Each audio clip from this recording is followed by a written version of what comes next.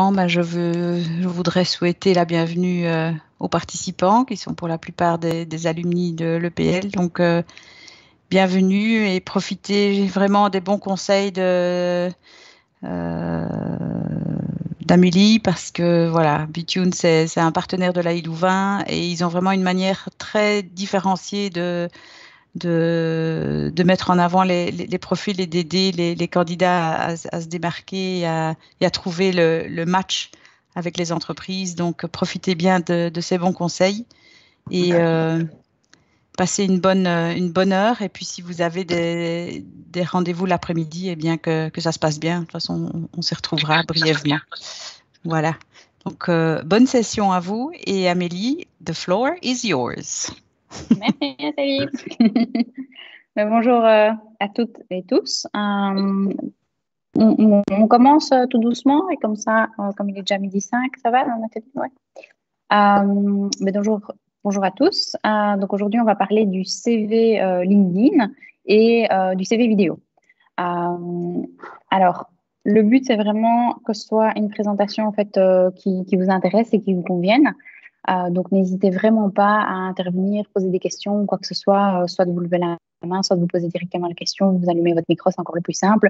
Le but, c'est de répondre à vos questions et que ce soit utile pour vous. Moi, c'est un sujet que je maîtrise, donc vraiment, n'hésitez pas. On enregistre en fait ce workshop parce que comme ça fait plusieurs fois que je le donne, je me dis qu'au moins ce serait pas mal d'avoir une version enregistrée pour nous le mettre sur YouTube. On coupera là où vous posez des questions ou où on verra pas vos visages, etc. Donc ne vous tracassez pas quoi.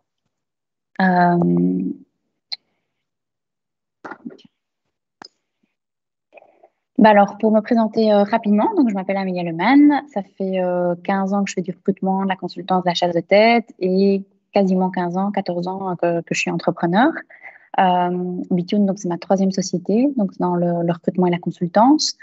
J'ai dû faire un gros millier de recrutements en fait réalisés, de profils en pénurie, donc principalement IT et ingénieurs. Et mon but, c'est vraiment d'apporter de la valeur ajoutée dans la rencontre entre les candidats et les employeurs, donc d'essayer de réinventer cette rencontre et d'innover à ce niveau-là pour leur permettre de mieux se rencontrer. Mon leitmotiv, c'est simplement que vu le nombre d'heures qu'on passe au travail, bah, autant y être heureux. Et je trouve ça tellement dommage quand je vois autant de personnes qui sont malheureux ou qui n'osent pas, que j'ai envie d'essayer de leur donner confiance et certaines clés pour trouver un job qui matche à leurs attentes.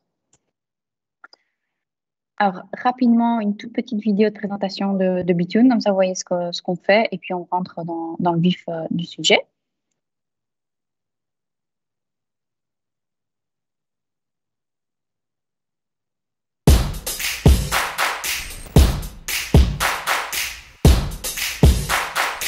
Pour compléter notre équipe, nous sommes à la recherche d'un project coordinator, plusieurs HR partners, un business développeur ou une business développeuse, un senior financial consultant.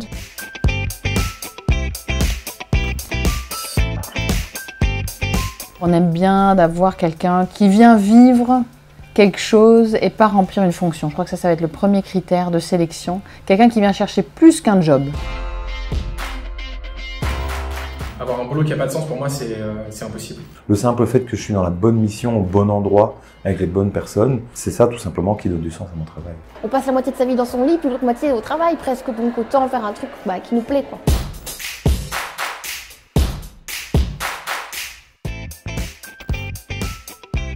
Alors dites-moi un petit peu, quelles sont vos croyances sur le travail aujourd'hui? Long terme, vision claire et cohérence.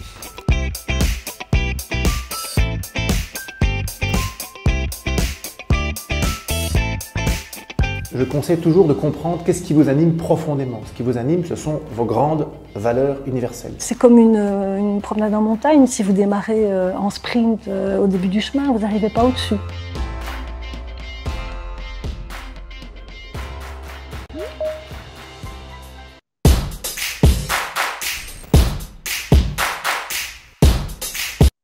Alors, pour rentrer dans le vif du sujet, je vais vous présenter en fait deux amis.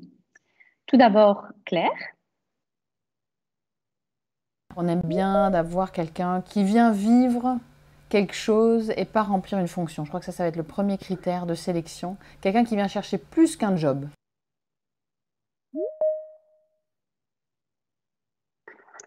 Et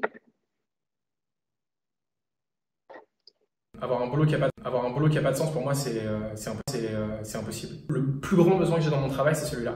C'est d'avoir du sens, c'est d'être capable de me projeter, c'est de me battre pour un truc qui est plus grand que moi. Et si j'ai pas ça dans mon boulot, je peux pas bosser. Voilà, donc je vous ai présenté Claire et Jérémy. Comme vous le voyez, au fait, on a vraiment deux tendances au niveau des candidats et des employeurs. Donc d'un côté, on a des candidats qui ont des attentes de plus en plus grandes. Donc vous voulez un nouveau job, mais vous voulez savoir où vous allez atterrir fatalement, quelle est la culture d'entreprise, la réputation. Vous avez en fait une série de critères nouveaux et subjectifs par rapport à votre futur employeur. Et les employeurs, en fait, qui sont en recherche de talent, ils sont de plus en plus orientés en fait sur les soft skills, donc sur la personnalité des candidats, voir vraiment en fait qui vous êtes, votre savoir-être. Et on parle beaucoup aussi de la notion d'adaptabilité, en fait, en plus des compétences propres. Tout ça qui ne se reflète pas en fait dans un CV en général. Alors, on voit une évolution en fait parallèlement à tout ça des réseaux sociaux et des médias. Et donc, tout le monde est accessible à tout le monde. Alors, ma question, c'est comment utiliser donc, les évolutions actuelles pour se démarquer et trouver un job ou un stage qui correspond vraiment à ses attentes. Alors, on va commencer par une petite image un peu fun du recrutement 3.0. Mais qu'est-ce que c'est? C'est simplement se dire que tout est lié et tout le monde est accessible. Donc, on peut trouver un candidat sur Twitter, faire une prise de référence sur LinkedIn et voir après un double check sur Facebook. Et donc, il faut en être conscient pour utiliser en fait, ces réseaux sociaux à bon escient.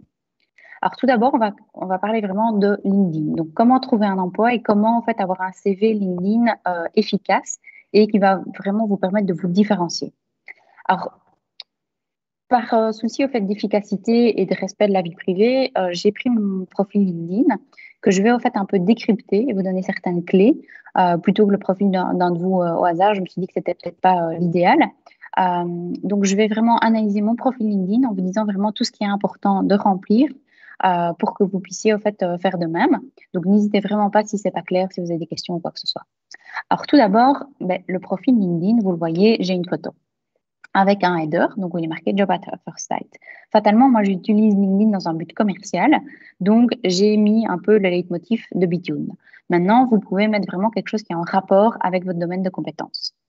Il y a une photo. Il y a beaucoup de candidats, en fait, qui me disent, tiens, est-ce qu'il faut mettre ou pas une photo? Moi, je trouve que le recrutement, c'est humain, et donc c'est toujours important de montrer un peu qui vous êtes, et puis de développer un petit peu votre capital sympathie. Une photo pro souriant, c'est quand même beaucoup plus intéressant qu'un cadre gris où on se dit, tiens, qui est derrière? Alors, on peut, au fait, mettre vraiment une petite phrase, soit une citation, soit un petit descriptif, en fait.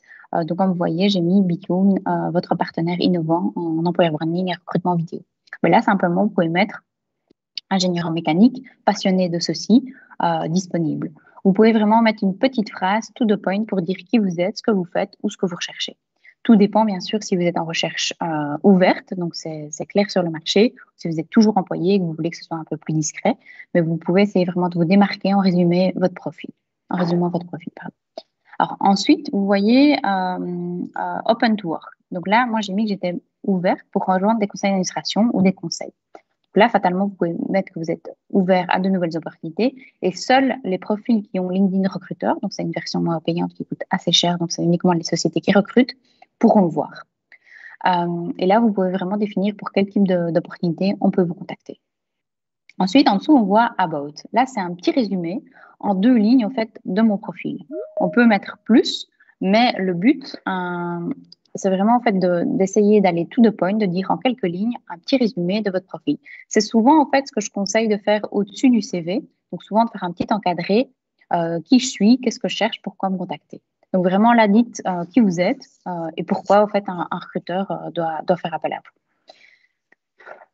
Alors, vous voyez aussi qu'il y a Contact Information. Et donc là, moi, je l'ai rempli. Pourquoi? Simplement, si je cherche un boulot, je veux être contacté.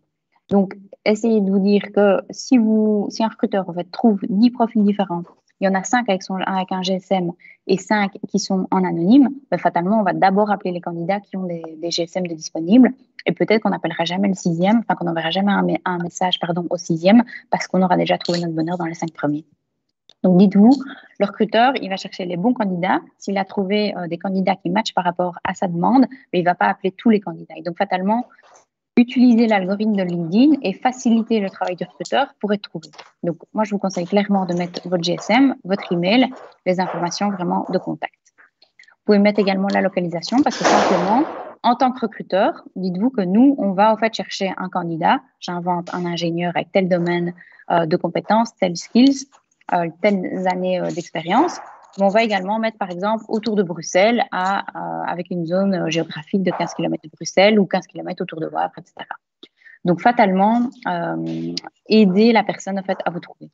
Si je peux juste demander à MB, je ne sais pas comment vous appelez, de couper votre micro parce qu'on a entendu du son, ce serait pas mal, si ça ne vous dérange pas. Merci beaucoup. Alors, ensuite, vous avez en fait un onglet médias. Donc là, vous pouvez en fait y lier toute une série d'informations. Ça peut être une vidéo, si vous faites un CV vidéo, comme on va en parler en seconde partie de formation. Ça peut être un article que vous avez écrit, ça peut être une présentation, un PowerPoint, un site web, un résumé d'un projet, un article de presse. Vous pouvez lier tout ce que vous voulez et ça permet vraiment de mettre votre profil en avant. Alors ici, donc moi j'ai mis par exemple le site web, des vidéos et un article de Trends. Ben, directement, en fait, on se dit ah tiens, ça a l'air sérieux, on peut aller en savoir plus sur cette personne. Ensuite, ben, on rentre vraiment dans le cœur du profil. C'est un peu très similaire à ce qu'on va retrouver sur un CV. Donc simplement les années d'expérience, la société. Donc moi je conseille de lier fatalement la société, comme ça on peut directement en fait voir quel type d'environnement c'est. Être project manager dans une toute petite start-up ou dans une grosse boîte, fatalement, on n'aura certainement pas le même job derrière. Vous pouvez également lier donc, le site web et expliquer en quelques lignes ce que vous avez fait. N'hésitez pas au fait, à vraiment varier les mots-clés, ce qu'on va appeler au fait, les keywords, qui permettent au fait, aux recruteurs de vous trouver. Pourquoi? Simplement, quand on va faire des recherches, donc dites-vous que LinkedIn, c'est comme une énorme base de données pour un recruteur. Et donc, nous, on va se dire, tiens, je cherche un profil project manager en électricité. Donc, je vais dire en fait que par exemple, je veux que le profil aujourd'hui ait un titre de fonction de project manager. Je vais pouvoir en fait déterminer certains skills. Et donc, il y a des skills que vous aurez vous-même déterminés. En dessous, souvent, en fait, on peut voir tout ce qui est endorsement. Mais il y a aussi des skills qui vont être pris dans le texte libre que vous indiquez ici par rapport à vos différentes opportunités. Et donc, il y a vraiment une analyse à la fois de ce que vous indiquez comme skills, mais également du contenu que vous indiquez ici dans vos différentes opportunités professionnelles. Vous pouvez également lier un site web, un média, comme on l'a vu précédemment. Vous pouvez louer tout ce que vous voulez, en fait, pour vraiment enrichir votre profil. Alors, ce que vous pouvez faire, c'est aussi regarder des profils similaires aux vôtres pour voir, tiens, quels mots-clés est-ce qu'ils ont utilisés ou comment est-ce qu'ils définissent. Comme ça peut vraiment varier la manière dont un recruteur va vous trouver. Pour vous, c'est peut-être logique qu'on va utiliser le mot-clé X et peut-être qu'en fait, le recruteur va utiliser un autre mot-clé et donc vous n'allez pas être trouvé facilement. Ensuite, vous avez tout ce qui est études. Donc, vous voyez lier les études. Il n'y a pas simplement les études universitaires ou les diplômes, mais il y a également différentes formations. Il y a aussi tout ce qui est skills and endorsement. Donc là, il y a deux choses différentes. Il y a les skills où simplement on peut voter. Oui, je trouve qu'il a des bonnes compétences en tant que project manager. Et il y a tout ce qui est recommandations. Où là, c'est vraiment en fait un ancien manager, un ancien collègue qui va prendre le temps d'écrire quelques lignes sur vos compétences. Tout ce qui est endorsement, donc les vraies références, je veux dire, ont un poids plus important que les skills. Donc, dites-vous que LinkedIn a un algorithme, fatalement, qui va en fait pondérer certains points de votre profil en fait, pour dire, tiens, lui, il est très bon en tant que project manager électricité, il est moyen en tant que manager électricité et il est faible en tant que ceci. Et donc, du coup, plus vous nourrissez cet algorithme, plus vous avez de chances d'être trouvé pour le bon profil. Donc ici, c'est ce que je vous disais, tout ce qui était recommandations. Et puis ensuite, vous pouvez lier également tout ce qui est accomplishment, donc que ce soit des publications, des articles de presse ou simplement vous, des articles que vous écrivez sur LinkedIn, différents organismes, ASBL, tout ce qui est également langue, des prix que vous aurez gagnés, etc. Alors ici, par exemple, c'est un très bon exemple, c'est que moi, je n'ai pas mis le français.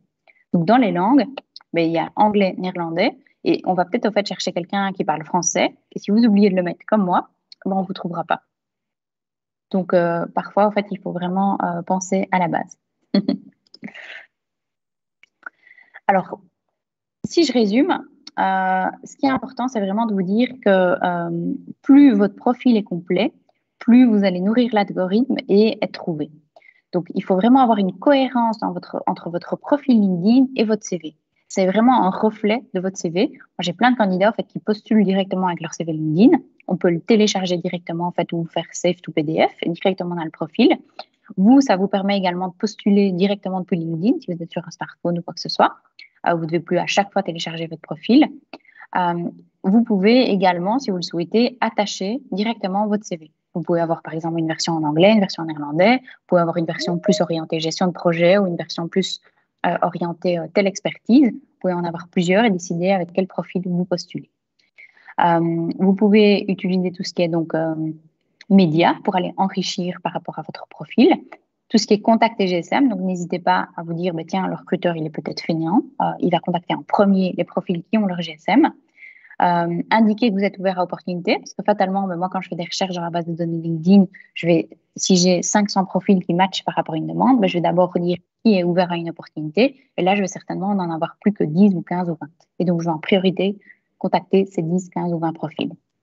Indiquer les références et penser vraiment en fait au SEO. Donc, deux manières de penser au SEO, soit aller voir des profils similaires aux vôtres et dire, tiens, comment est-ce qu'il a décrit son job, quels mots-clés il a utilisé, ou utiliser en fait l'effet miroir. C'est-à-dire, LinkedIn, si vous êtes ouvert à opportunités, va vous présenter régulièrement, en fait, va vous proposer différents jobs. Donc, il va dire, tiens, il y a par exemple tel job qui peut te convenir à 80%. En lisant ce job-là, vous allez voir en fait quels skills sont utilisés comme référence pour vous proposer ce job-là en particulier. Et en regardant à ça de plus près, vous allez pouvoir voir, tiens, il y avait tel skills auquel j'ai pas pensé, tel mot-clé. Et dans l'annonce en tant que telle du job, vous pouvez le lire et vous dire, tiens, il y a tel mot-clé qui est intéressant que je peux rajouter moi dans mon CV. Et donc, tout ça va affiner de plus en plus votre profil. Comme je dis souvent, exister, c'est bien, être trouvé, c'est encore mieux.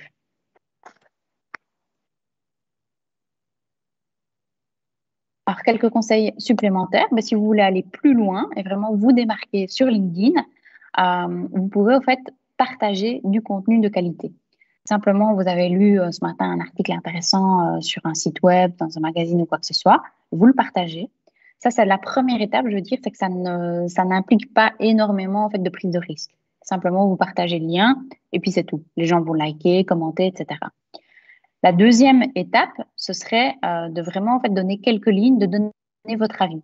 Article intéressant, ou je ne suis pas d'accord avec ceci, ou je suis d'accord justement avec tel point de vue, c'est l'avenir de, etc., etc. Et là, directement, fatalement, il y a une petite prise de risque parce que vous vous mouillez, vous montrez publiquement votre avis, mais d'un côté, vous utilisez votre personnalité, vous montrez ce que vous pensez, et donc fatalement, il y a une authenticité qui est plus importante, et ça va être beaucoup plus apprécié en fait, par votre réseau. Donc les gens, le fait que vous le fassiez, il y a tellement peu de gens qui le font, vous allez directement en fait, sortir du lot. Et la troisième étape, ce serait vraiment de vous créer du contenu. Donc, par exemple, je viens de terminer tel projet, les clés d'un projet en électricité réussi ou les conseils pour mener à bien un projet dans tel domaine. Ce que j'ai appris de ce projet-là. Et donc, simplement, vous pouvez faire un article, l'écrire en tant que tel sur LinkedIn. Donc, il y a la version vraiment article. Et donc là, ça apparaîtra dans tout le fil d'actualité de votre réseau. Et c'est vraiment en fait l'étape la plus avancée pour créer du contenu qui va vraiment en fait vous différencier par rapport aux autres.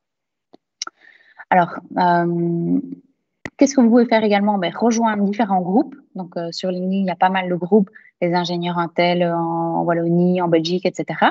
Et là, il y a énormément en fait, d'opportunités d'emploi qui sont partagées, que vous allez pouvoir en fait, voir en primeur. Souvent, en fait, on poste dans ces différents groupes et les offres d'emploi n'auront pas le temps d'être vraiment mises comme offres sur LinkedIn parce qu'elles seront déjà en fait, remplies par le réseau en fait, de ces personnes-là.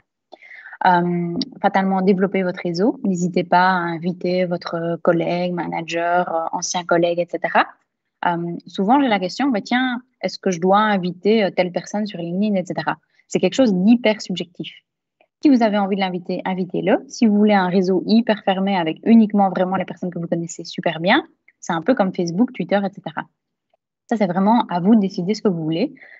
Moi, j'invite le plus de monde possible parce que, fatalement, c'est une source de candidats pour quand je recrute. Maintenant, vous, ça dépend vraiment de votre objectif. Si vous voulez l'utiliser comme carte de visite, vraiment comme profil de référence pour votre recherche d'emploi, ou si vous voulez l'utiliser aussi un peu en mode média, donc par exemple lire une certaine série d'articles le matin parce que vous suivez telle entreprise, tel magazine, tel média, ça c'est vraiment à vous de décider.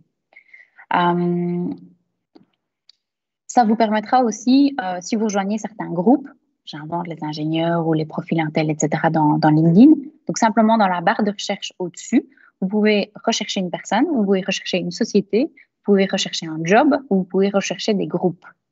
La notion de groupe est beaucoup moins mise en avant depuis 2-3 ans, mais vous avez une série de groupes, au fait, qui vous permet d'avoir du contenu vraiment très intéressant. Donc, les gens vont y poser des questions.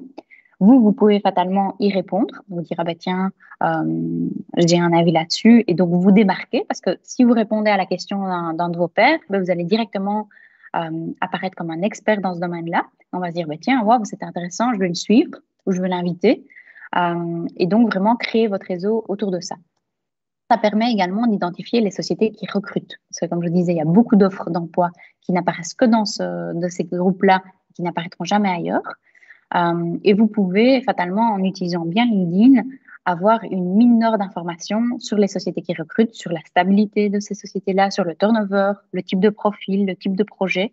Je le dis souvent, une interview, ça se prépare.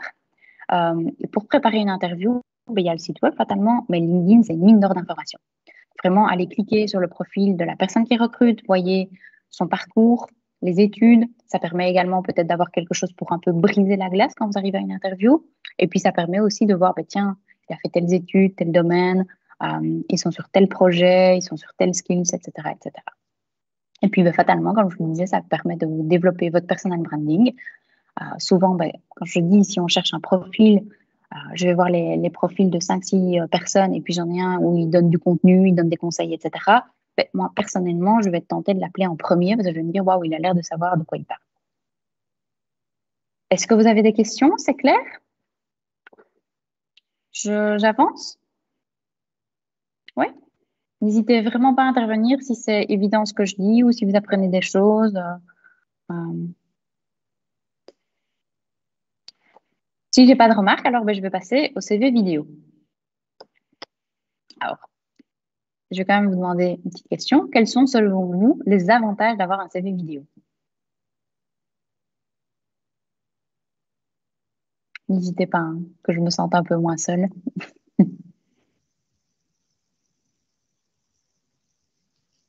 J'imagine que c'est beaucoup plus vivant, évidemment. Plus vivant. Oui. Ça donne une première impression. Oui, tout à fait. D'autres idées ou d'autres points? C'est plus personnel, enfin pas plus personnel, mais effectivement plus vivant qu'un CV, enfin manuscrit, quoi. Donc. Tout à fait.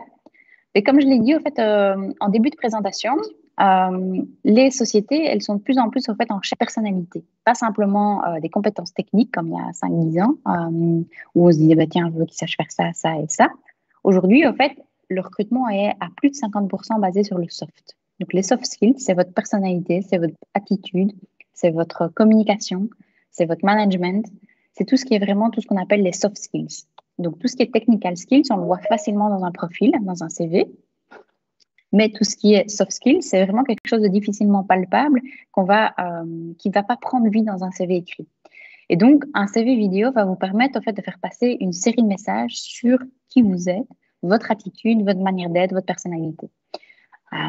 Alors, pour rentrer dans le vif du sujet de la présentation, pour moi, un CV vidéo percutant, c'est vraiment un très gros avantage si vous êtes créatif ou si vous êtes à l'aise dans la prise de parole.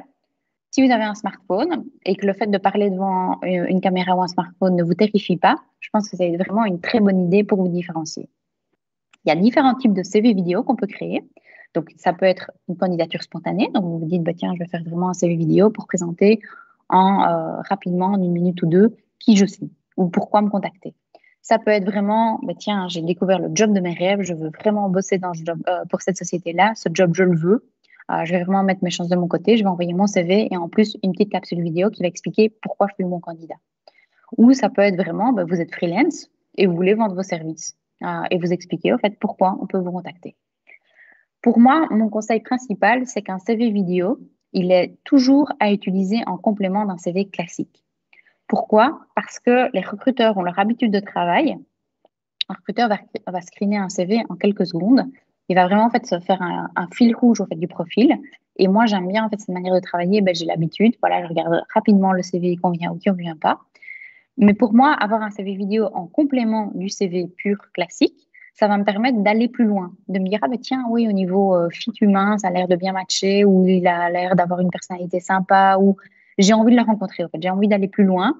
Elle va m'expliquer, bah, tiens, je suis en reconversion pour telle raison, ou j'ai tel skills, mais maintenant je veux aller dans tel type de fonction. Ça peut permettre de donner une foule d'informations qu'on ne va pas, au fait, pouvoir percevoir de la même manière, de manière écrite. Alors, le matériel, ben, c'est très simple. Il vous suffit, au fait, d'avoir un smartphone récent, bien positionné dans une pièce lumineuse, au calme, et ce sera suffisant. Il ne faut pas avoir une caméra ou quelque chose de très, très sophistiqué. Aujourd'hui, quasiment tout le monde a un smartphone. Il faut juste faire attention au format de la vidéo et à votre positionnement. Donc, essayez vraiment de vous mettre face à la caméra, au fait, comme vous le feriez avec une webcam. Mais je vois, il n'y a que 2 caméras d'allumées, mais Lionel, par exemple, vous êtes parfaitement positionné par rapport à la webcam, et donc il n'y a aucun souci. Si je peux me permettre, ben, par exemple, Grégoire, vous êtes un peu plus loin, mais c'est également très, très, très bien. Il n'y a pas, au fait, ce que vous devez vous dire, c'est que il faut plus ou moins le même espace de chaque côté, au fait, de votre visage que votre visage. Donc, des 2 côtés, en haut, en bas et sur les 2 côtés. Et comme ça, en fait, ça permet vraiment d'avoir un bon cadrage. Alors, votre caméra doit être vraiment, donc vraiment à hauteur des yeux, c'est l'idéal pour avoir un rendu optimal. Alors, assurez-vous aussi d'avoir un arrière-plan neutre et professionnel. Donc, l'idéal, c'est d'avoir un mur blanc ou quelque chose vraiment de très, très sobre. Pas se dire, bah, tiens, il y a plein de bazar, etc. Parce qu'on va être à la fois distrait par tout le décor, par tout le fond arrière, et puis on va plus se concentrer sur ce que vous dites. Donc, l'idéal, évitez le mur avec tous les portraits de famille, un bureau complètement en désordre ou un salon avec plein de passages. Donc, essayez vraiment un endroit calme et neutre. Si vous avez votre famille qui est là ou quoi que ce soit, n'hésitez pas à dire que vous allez filmer pendant quelques minutes pour vraiment que ce soit bien calme parce que le son est quasiment aussi important que l'image.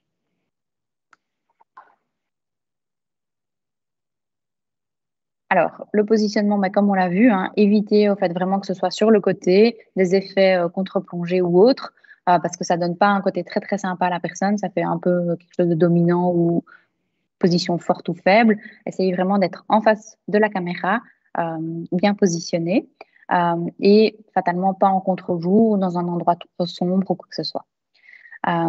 Évitez les sources de lumière directes pour les contre-jours et fatalement les surexpositions. Le but, c'est fatalement d'être mis en valeur. Alors, le scénario. Tout dépend fatalement de ce que vous voulez comme CV vidéo. Comme je l'ai dit au début, ça peut être un CV vidéo spontané que vous utilisez pour toutes les opportunités auxquelles vous postulez. Ça peut être un CV vidéo parce que vous avez trouvé le job de vos rêves et que vous voulez vraiment vous différencier. Ça peut être pour vendre vos services. Ça peut être vraiment en fait adapté en fonction de vos attentes. Alors, certains vont prendre le temps de faire des CV vidéo vraiment adaptés à chaque poste pour lequel ils postulent. Vous pouvez également vous dire, je fais un CV vidéo générique pour dire qui je suis. L'idéal pour moi, c'est 50-60 secondes. Le but, c'est pas de tout dire. Le but, c'est de susciter l'envie d'aller plus loin. C'est de l'envoyer en complément du CV pour donner envie au recruteur de vous appeler pour fixer une interview. Donc, à qui est-ce que vous vous adressez? Donc, la première question, c'est à qui vous l'envoyez. Est-ce que vous l'envoyez au recruteur, au manager? Est-ce que c'est une start-up? Est-ce que c'est une PME, une grosse boîte? Est-ce que c'est un environnement très décontracté ou très corporate? Tout ça va jouer en fait, dans la manière dont vous allez parler, dans la manière dont vous allez créer votre scénario. Donc, essayez vraiment d'identifier le plus possible à qui vous adressez pour avoir un message cohérent et adapté à votre personne cible. Construisez votre scénario en fonction du job et des skills requis et essayez en fait, d'écrire votre texte en complément vraiment du CV pour faire le lien. Ne pas lire, c'est l'idéal. Moi, ce que je vous conseillerais, c'est de vous poser 3, 4, 5 questions au grand maximum et d'y répondre. L'idéal, ce serait peut-être 3 questions pour rester vraiment dans les 50-60 secondes. Par exemple, qui vous êtes? Pourquoi est-ce que je suis bon pour ce job-là? Quelle est votre personnalité? Vos points forts. Donc, ça peut être vraiment faire le lien entre le job descriptif et vous. Donc, par exemple, le lien effet miroir entre votre CV et ce qu'on demande. Et rajouter une petite touche sur votre personnalité et pourquoi vous ferez la différence dans le job. Donc, vraiment sélectionner 3-4 points que vous voulez vraiment développer dans votre CV vidéo. Quelles sont, par exemple, les 2-3 compétences requises, importantes, que vous voulez vraiment développer? Et donc, vous faites le lien. Vous cherchez quelqu'un je suis trilingue, project manager depuis plus de 10 ans dans le secteur Intel. Je recherche un nouveau challenge pour telle raison. Mon expérience clé, c'est ceci. Pourquoi est-ce que je pense être le bon candidat? Pour telle raison. Est-ce que c'est clair? Oui. Alors, l'attitude. Fatalement, vous êtes en vidéo. Donc, l'attitude va jouer un rôle assez important. Veillez vraiment à avoir une adéquation entre le discours que vous faites et votre attitude. Vous êtes dynamique, vous êtes enthousiaste, montrez-le. Ça ne sert à rien de le dire. Si vous êtes quelqu'un de souriant, ça va se voir directement à la caméra. Favorisez les tenues unies ou plutôt sobres, plutôt quelque chose de trop bariolé avec plein de motifs, de couleurs, etc. C'est un peu, au fait, comme les présentateurs du JT, ils sont habillés toujours de manière très, très sobre parce qu'ils veulent attirer l'attention sur ce qu'ils disent et pas sur eux. Essayez vraiment d'être concis et le plus to the point possible et détendu. C'est pas facile, vous allez me dire, mais le but, au fait, c'est de préparer votre scénario, les questions que vous voulez développer, les 2-3 questions, de créer votre contenu, donc l'écrire. Et moi, mon conseil, ce serait de faire ça, par exemple, un soir, et puis de tourner le lendemain matin. Ou vous écrivez, et puis directement, vous le faites. Mais pour moi, c'est toujours comme ça que je fonctionne le mieux, c'est que je prépare mon texte, et puis je le filme le lendemain matin. Comme ça, en fait, je suis reposée à frais, et j'ai mes quelques mots-clés, au fait, en tête. J'essaie de ne pas trop lire, mais vraiment d'avoir ces mots-clés que je vais développer. Si vous faites une vidéo, en général, en fait, ce sont les premières prises qui sont les meilleures, parce que plus vous répétez, vous recommencez, etc., vous allez vous énerver, votre visage va commencer à se crisper, et ça va être vraiment moins bon. Donc, si ça ne va pas ce jour-là, autant remettre la prise de vue, au fait, à demain ou à plus tard, plutôt que vraiment vous acharner. Comme je l'ai dit, ne dites pas tout. Le but, c'est vraiment d'obtenir un rendez-vous ou alors vendre vos services. Ça, il faut vraiment, en fait, vous fixer le but que vous voulez, en fait, pour ce CV vidéo-là et essayer de l'obtenir. Moi, je conseillerais fatalement de décrocher une interview. Et alors, souriez, tout se passera très bien. Et fatalement, quand on a quelqu'un de souriant avec un capital sympathie, on a envie de bosser avec, on a envie de le contacter. Alors, le final, n'oubliez pas vraiment d'avoir un call to action final. Quel est le but? Est-ce que vous voulez une interview? Est-ce que vous voulez diriger la personne vers votre site web, vers votre LinkedIn, vers un site web ou quoi que ce soit? Dites-le, en fait, simplement. Laissez vos coordonnées et dites ce que vous attendez. J'espère vous rencontrer en interview, je suis disponible, contactez-moi et vous laissez vos coordonnées. C'est tout simple, mais c'est to the point. Alors, n'hésitez pas, en fait, à faire attention au format d'envoi, en fait, de votre CV. Ce que je conseille, c'est de stocker votre CV sur un SharePoint, Dropbox ou quelque part dans le cloud et de l'envoyer, au fait, dans votre email avec votre CV, quelques lignes. Bonjour, Madame Intel, je serais ravie de postuler à ce job. Vous trouverez mon CV ainsi qu'un CV vidéo afin de faire plus ample connaissance. Je serai disponible pour une interview, etc. Et donc, simplement, le CV vidéo, vous pouvez faire un petit lien hypertexte avec le lien de stockage du CV vidéo. Pourquoi? Si vous le mettez en pièce jointe de votre email, ça va faire bugger l'Outlook de votre destinataire et donc, ça aura plutôt un effet contre-productif. Donc, simplement, stockez-le et envoyez-le en fait, par un petit lien dans votre email. Fatalement, faites un suivi. N'hésitez pas, 2-3 jours après, est-ce que vous avez bien reçu mon CV vidéo? Est-ce que vous êtes disponible pour me rencontrer?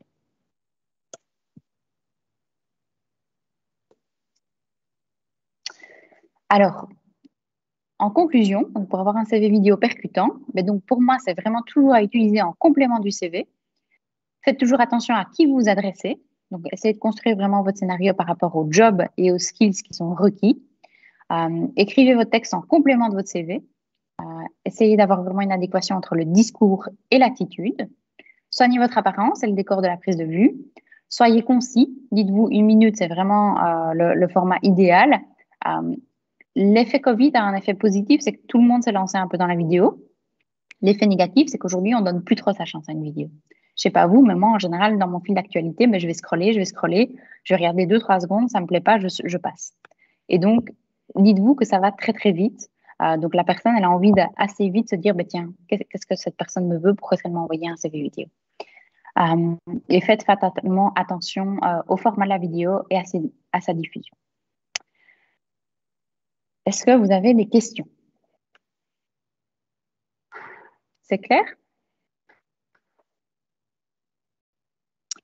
Moi, je suis vraiment disponible si vous avez des questions, des remarques, si vous voulez discuter de certains points qui ont été abordés aujourd'hui.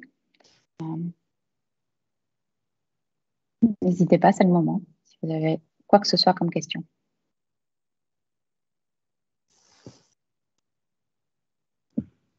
Pour ma part, c'était clair, merci beaucoup. Je n'ai pas de questions. Super. N'hésitez pas, si vous avez fait un CV vidéo, vous voulez des conseils ou un LinkedIn, à me contacter. Ce serait avec plaisir. Je vous laisse mes coordonnées, comme ça, si vous voulez faire un suivi ou quoi que ce soit, je suis disponible pour vous aider. Merci beaucoup. Merci à vous. J'espère que ce sera utile et bonne chance si vous êtes à la recherche d'un nouveau challenge. Merci.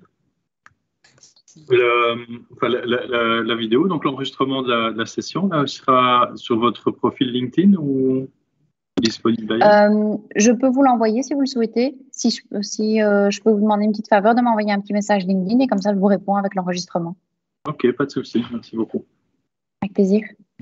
Oui, pareillement, si je pouvais avoir accès aussi à la vidéo. Oui, bien sûr. Si vous voulez bien m'envoyer un petit message, comme ça je vous l'envoie. Ça va, merci beaucoup. Merci. Merci à tous et à très bientôt, j'espère. Au revoir. Au revoir, merci. Au revoir, merci.